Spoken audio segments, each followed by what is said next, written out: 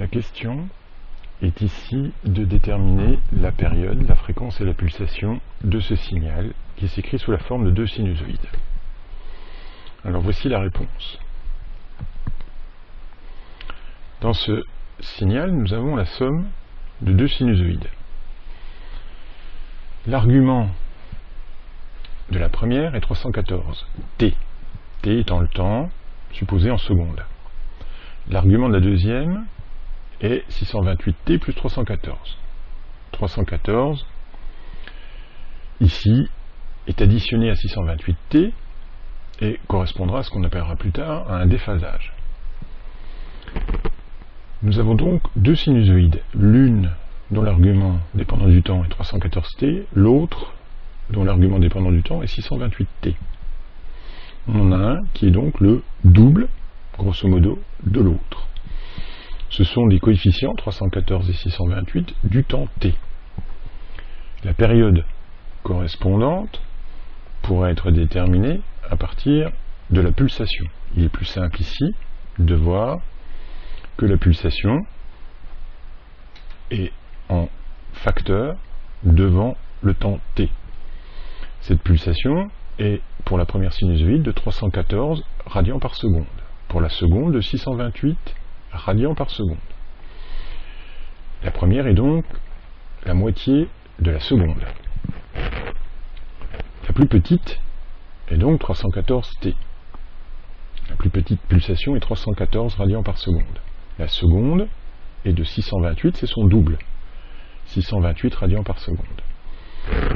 La pulsation étant reliée à la fréquence, donc étant un nombre d'occurrences d'un phénomène par unité de temps, on se rend bien compte que la pulsation fondamentale du signal est 314 radians par seconde. La seconde vibre deux fois plus vite, la deuxième sinusoïde vibre deux fois plus vite que la première. Donc bien évidemment, c'est la plus petite des pulsations, toutes les autres étant multiples de cette première pulsation, qui sera la pulsation dite fondamentale ou la pulsation du signal. Bien évidemment, une fois qu'on a déterminé la pulsation, on peut déduire la fréquence en divisant par 2π, donc on a à peu près ici une fréquence de 50 Hz, et puis en prenant l'inverse, on peut déterminer la période temporelle. L'inverse de 50 Hz, c'est 20 millisecondes, et donc ça correspond donc aux trois grandeurs fondamentales, pulsation, fréquence et période, de cet exemple de signal constitué de la somme de deux sinusoïdes. Vous voyez immédiatement que le problème n'est pas si simple. Vous pouvez être amené à trouver plus facilement la pulsation suivant l'écriture du signal, ou sa fréquence, ou sa période. Nous allons bien évidemment détailler un peu plus et illustrer par d'autres exemples la détermination de la période, fréquence et de la pulsation d'un signal. Alors, allons plus loin immédiatement.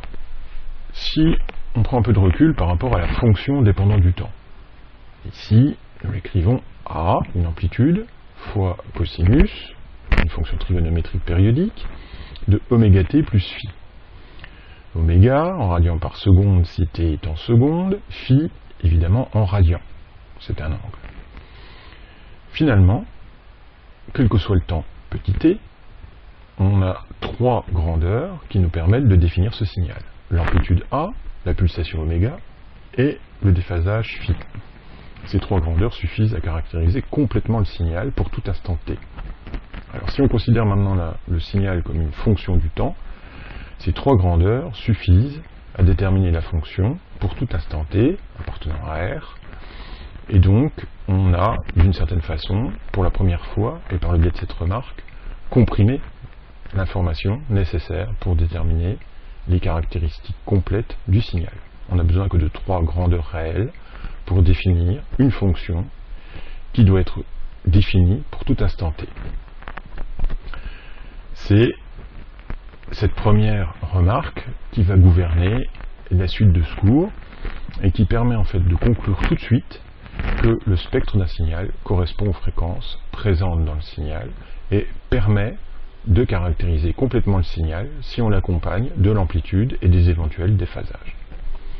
Donc connaître le spectre, c'est-à-dire l'ensemble des fréquences ou des pulsations présentes dans le signal, permet de le décrire complètement sans le représenter. Cette première remarque nous permet de définir la fréquence fondamentale, ou aussi appelée fondamentale, qui correspond à l'inverse de la période du signal, et de déduire que toutes les fréquences autres présentes dans le signal pourront et devront être multiples entiers de cette fréquence fondamentale. C'est ce qu'on a vu dans l'exemple précédent, où la pulsation fondamentale était 314 radians par seconde, et une harmonique était présente à 2 fois 314, c'est-à-dire 628 radians par seconde. La fréquence fondamentale doit donc être déterminée, et vous serez amené à les déterminer, ces fréquences fondamentales, pour des signaux de forme simple, dans un cas général. Les harmoniques de cette fréquence fondamentale permettent de définir, pour ceux qui connaissent l'acoustique, le timbre d'un signal, le timbre d'un son, par exemple. L'idée de base est donc de pouvoir déterminer le fondamental et les harmoniques. Regardons ce signal à titre d'exemple. Nous avons une constante 2 à laquelle s'additionnent deux fonctions trigonométriques périodiques, le sinus et le cosinus. Le sinus a pour amplitude 1, le cosinus a pour amplitude 0,5. La pulsation qui apparaît directement dans la première sinusoïde, c'est 314 radians par seconde.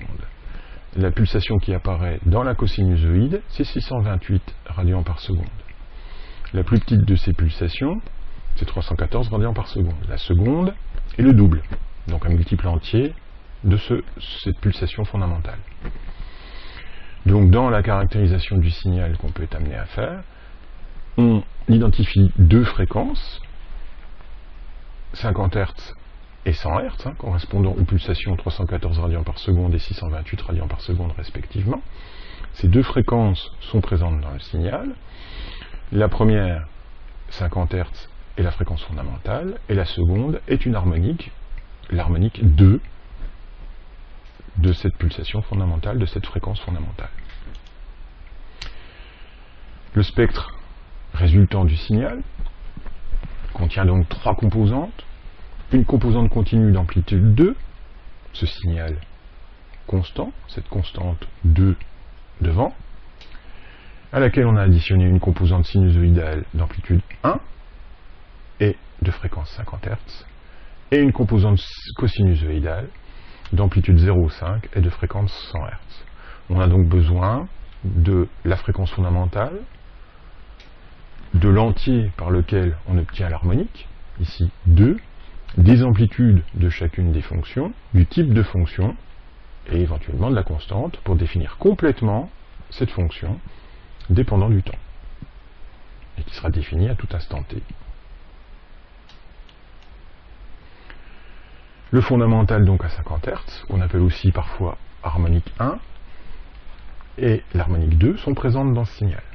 On pourrait appeler le terme constant 2, l'harmonique 0, comme si on avait multiplié la pulsation fondamentale 314 radians par seconde par 0 pour obtenir la pulsation correspondante. C'est un fond continu qui a pour amplitude ici 2.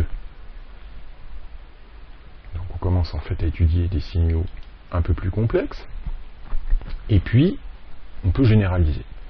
Alors comment généraliser? C'est par l'intermédiaire de la série de Fourier. Qu'est-ce que la série de Fourier? La série de Fourier est une somme, comme on voit ici, entière, donc dépendant d'un entier n, qui va de 1 à plus l'infini.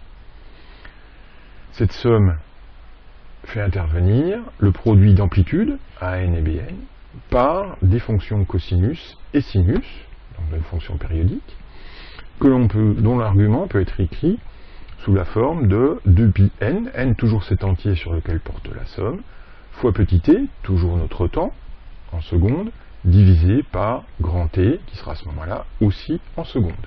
Si le temps petit t est en millisecondes, le temps grand T sera évidemment en millisecondes. De la même manière, le deuxième terme de cette somme, de coefficient Bn, est un terme en sinus avec le même argument. Il dépend toujours de cet entier n, il fait toujours intervenir le 2pi sur grand T qui correspond à la pulsation fondamentale et le temps t qui est la variable de notre problème qui nous donne un signal S de t dépendant du temps. Bien évidemment, chacun des coefficients A indice n, B indice n sont définis différemment pour toute valeur de n entier en général. Ces coefficients quantifient évidemment l'importance de la présence d'une fréquence donnée dans le signal. Ceci est donc une définition, une série, puisque c'est une somme infinie a priori de termes, de manière générale. Et tout signal périodique, c'est ça qui est important, de période grand T peut être développé sous cette forme. Donc on fait intervenir dans un signal dépendant du temps des fréquences particulières qui seront multiples entiers, faisant intervenir l'entier n, multiples entiers de la fréquence 1 sur t, 1 sur grand T, fondamentale du signal. On peut aussi écrire, bien évidemment, tout ceci en fonction de la pulsation. Voici écrit la même série en fonction de la fréquence fondamentale que nous notons nu0 et de la pulsation fondamentale que nous notons ω0. Cette dernière expression est la plus simple, elle ne fait intervenir donc que la pulsation fondamentale ω0 multipliée par l'entier n multiplié par t comme argument des fonctions cosinus et sinus. Tout signal périodique peut être développé de cette manière-là, donc faire apparaître dans ce membre de droite l'importance de chacune des pulsations, multiples entiers de la pulsation fondamentale, et donc le spectre, bien évidemment, peut s'en déduire. Rappelons tout simplement que la pulsation fondamentale ω0, c'est 2pi fois la fréquence fondamentale nu0, c'est aussi égal à 2pi sur grand T, grand T étant la période du signal. Donc la fréquence fondamentale est parfois aussi appelée plus rapidement le fondamental du signal. Lorsqu'on joue une note avec un instrument de musique, on entend bien en changeant d'instrument de musique, même s'il joue la même note, que le son est différent, même si la note jouée est la même. Donc ça veut dire en fait que le fondamental est le même, mais par contre que le spectre, les harmoniques, l'importance de chacune des harmoniques dans le signal sera différente. La série de Fourier et l'analyse de Fourier nous permettent aussi directement, par le biais du calcul d'une intégrale, de calculer les coefficients an et bn si on connaît la définition analytique du signal S de t. Ça correspond, chacun de ces coefficients, à une intégrale sur une période, donc de c quelconque à c plus t.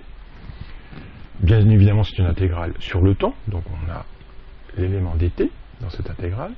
Et pour le coefficient an, le coefficient sera l'intégrale de S de t, le signal, fois le cosinus de, ici on fait réapparaître l'argument en fonction de la période, de 2pi nt sur t.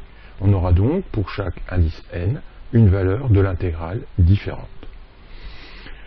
Et pour ceci, on aura un coefficient pour chaque valeur de n.